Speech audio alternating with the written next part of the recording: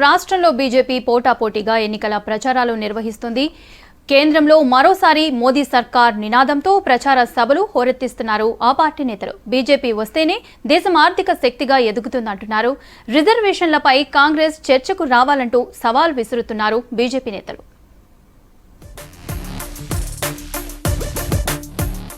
కాంగ్రెస్ విభజన రాజకీయాలు చేస్తోందన్నారు బీజేపీ జాతీయ అధ్యక్షుడు జేపీ నడ్డా.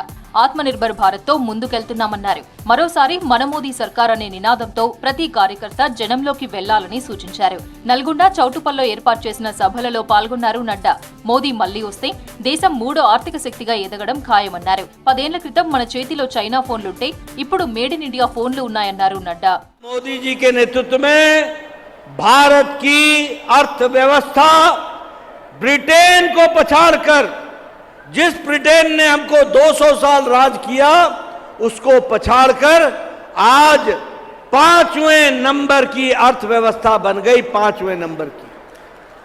और मोदी जी को आप तीसरी बार प्रधानमंत्री बनाएंगे, सैदी रेड्डी जी को आप लोकसभा में भेजेंगे, भारत तीसरे नंबर की अर्थव्यवस्था बन जाएगा, तीसरे नंबर की अर्थव्यवस्था। దేశం కోసం ధర్మం కోసం మోదీని మరోసారి గెలిపించాలన్నారు ఉత్తరాఖండ్ సీఎం పుష్కర్ సింగ్ ధామే. సికింద్రాబాద్ లో జరిగిన బీజేపీ యువ సమ్మేళనానికి కిషన్ రెడ్డితో కలిసి హాజరయ్యారు పుష్కర్ సింగ్. 10 ఏళ్ల మోదీ పాలనపై ఎక్కడైనా ఎవరితోనైనా చర్చకు సిద్ధమన్నారు నేతలు. రిజర్వేషన్ల రద్దు ఇష్యూపై సీఎం రేవంత్ చర్చకు రావాలన్నారు బీజేపీ రాజ్యసభ సభ్యులు లక్ష్మణ్. రిజర్వేషన్లు ఎత్తేస్తామని బీజేపీ ఎప్పుడూ చెప్పలేదన్నారు. నెహ్రూ రిజర్వేషన్లు వ్యతిరేకించారో లేదో భాగ్యలక్ష్మి అమ్మవారి ఆలయం దగ్గర రేవంత్ చర్చకు రావాలన్నారు. రేవంత్ కు రాజకీయాలపై విలువ ఉన్నా, దేవుడిపై నమ్మకమున్నా తన సవాల్ను స్వీకరించాలన్నారు లక్ష్మణ్. ఏమాత్రం కూడా నీకు మరి ఆ దేవుడి మీద నమ్మకం ఉంటే నేను ఒకసారి సవాల్ చేస్తున్నాను, భాగ్యనగర్ భాగ్యలక్ష్మి మందిర్కి రండి. నెహ్రూ గారు కులం ఆధారంగా రిజర్వేషన్లను వ్యతిరేకించి రాసిన ఉత్తరం వాస్తవమా కాదా?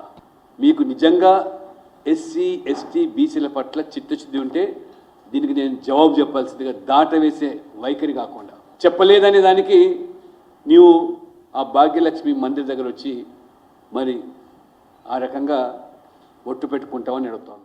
రాష్ట్రంలో కాంగ్రెస్ అబద్దాలు ప్రచారం చేసి అధికారంలోకి వచ్చిందని విమర్శించారు బీజేపీ నేతలు. ఎన్నికల్లో ఇచ్చిన 6 గ్యారంటీలను సీఎం రేవంత్ రెడ్డి ఎందుకు అమలు చేయడం లేదని ప్రశ్నించారు. కాంగ్రెస్ సర్కార్ రైతులకు పంట నష్టం ఇవ్వడం లేదని విమర్శించారు. కరీంనగర్ జిల్లా జమ్మికుంటలో ఎన్నికల ప్రచారంలో పాల్గొన్నారు Tamil Nadu state BJP president Annamalai, MP Bandi Sanjay. మోదీతోనే దేశం సురక్షితంగా ఉంటుందన్నారు. కాంగ్రెస్ పార్టీ ఏం గుర్తన్నా తెలియదు, ఏం గుర్తు తెలుసా? గాడిది గుడ్డు గుర్తు వాళ్ళది. మన గుర్తు ముందు పెట్టుకుని ఈ గుర్తు అని చెప్తాం. ఇవాళ ఏ గుర్తు అనేది కమలం గుర్తు అని కమలం వేసుకొని తిరుగుతాం మనం. అవునా కాదా? క్యాబినెట్ లో గాడిది గుడ్డుంటేనే ఓటు రేపు డేకూరియా కాంగ్రెస్ పార్టీ. 4000 పింఛన్లు ఇవ్వడం లేదు కానీ సీఎం రేవంత్ రెడ్డి నెలకు 4.5 లక్షల రూపాయల జీతం తీసుకుంటున్నారని విమర్శించారు మెదక్ బీజేపీ లోక్సభ అభ్యర్థి రఘునందన్ రావు. ఎన్నికల ప్రచారంలో భాగంగా మెదక్ జిల్లా వెల్దుర్తిలో రోడ్ షోలో పాల్గొన్నారు. మరో 5 ఏళ్లు కేంద్రం రేషన్ బియ్యం ఉచితంగా ఇస్తుందన్నారు. మా రేవంత్ రెడ్డి బ్యాంకులు ఎత్తున్నాడు, నెలకి 2,500 ఎత్తుండు, ఏడాదికి 30,000 వేసిండని చెప్పిండు. అక్క ఒక్కరికన్నా వచ్చినాయా? 2,500 వచ్చినాయా? అవ్వ పువ్వ ఉడికిందా లేదా అంటే 2 మెతుకులు చూస్తుంది. అవునా? 2,000 పింఛన్ 4,000 రాకపోయి, ఆడబిడ్డలకి 2,500 మహాలక్ష్మి రాకపోయి. ఇంకో మాట చెప్పిండు, వడ్లు కొంట క్వింటల్కి 500 బోనస్ ఇస్తా అన్నాడు. వచ్చిందా బాబు వాళ్ళకన్నా? కొన్నాడా వడ్లు? సీఎం రేవంత్ తన స్థాయిని మరిచి మాట్లాడుతున్నారని మండిపడ్డారు మహబూబ్ నగర్ బీజేపీ ఎంపీ అభ్యర్థి డీకే అరుణ. రేవంత్ లక్కీ డిప్ లో సీఎం అయ్యారని విమర్శించారు. ప్రశ్నిస్తే దూషిస్తారా అని ఫైర్ అయ్యారు. దమ్ముంటే ఇచ్చిన హామీలను అమలు చేయాలన్నారు డీకే అరుణ. కాంగ్రెస్ పార్టీ గెలిచిందంటే ఒక లక్కీ డిప్ లాగా గెలిచి, లక్కీ డిప్ లో లాటరీ తగిలినట్టు రేవంత్ రెడ్డి గారికి ముఖ్యమంత్రి పదవి తగిలింది. దాన్ని చూసి 5 నెలలకే విర్రవీగుతున్నారు. వీళ్ళు 5 నెలలకే విర్రవీగుతున్నారు. అహంకారం పూర్తి తలకాయకి ఎక్కిపోయింది. ఇది మంచి పద్ధతి కాదు. కాంగ్రెస్ బీఆర్ఎస్ చేస్తున్న ఆరోపణలు తిప్పికొడుతూ కేంద్రంలో మరోసారి మోదీ సర్కారు ఏర్పాటే లక్ష్యంగా ప్రచారం చేస్తున్నారు బీజేపీ నేతలు.